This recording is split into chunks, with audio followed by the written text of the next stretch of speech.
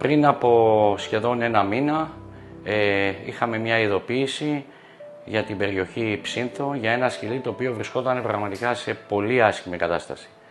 Αυτό που αντιμετωπίσαμε όταν φτάσαμε εκεί ήταν πραγματικά εξωπραγματικό. Δηλαδή ήταν ένα σκυλί το οποίο είχε 2 τρύπες πάνω στο κρανίο που κατά τη δική μου άποψη έγιναν με αιχμηρό αντικείμενο όπως τσουγκράν ας πούμε και το ένα μάτι πεταμένο έξω.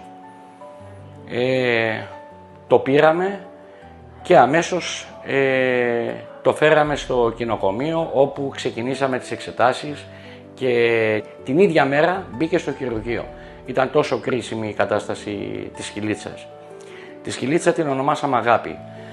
Αυτό που βιώσαμε μαζί με αυτό το σκυλί είναι πραγματικά πάρα πολλά, τα οποία είναι και δύσκολο να σας τα περιγράψω. Δηλαδή η εμπιστοσύνη που έδειξε η σκυλίτσα από τη στιγμή που μεταφέρθηκε στο χώρο το δικό μας ήταν κάτι το οποίο εγώ τουλάχιστον δεν το περίμενα. Δηλαδή περίμενα ας πούμε ένα σκυλί το οποίο δεν θα ήταν και τόσο συνεργάσιμο μετά από όλα αυτά που είχε βιώσει.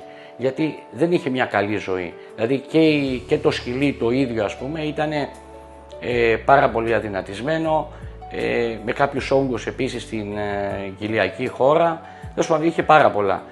Παρ' όλα αυτά δώσαμε μία υπόσχεση στον εαυτό μας και με τη βοήθεια της Αγάπης, η σκυλίτσα, και τη συνεργασία της και τη βοήθεια όλων αυτών που μας στηρίζουν και της κτηνιάτρου μας, μπορέσαμε και αυτή τη στιγμή η Αγάπη έχει ξεφύγει τον κίνδυνο, έχουν επουλωθεί όλες οι πληγές της.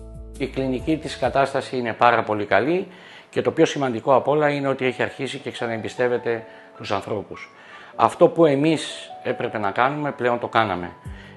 Όμως και λόγω του ότι η σκυλίτσα αυτή έχει βιώσει μια πάρα πολύ άσχημη ζωή, είναι ευθύνη μας και ευθύνη όλων αυτών που τέλος πάντων παρακολουθούν το έργο που κάνουμε να της χαρίσουμε μια όμορφη ζωή, ώστε να σβήσουν από τη μνήμη της όλα αυτά που έχει περάσει.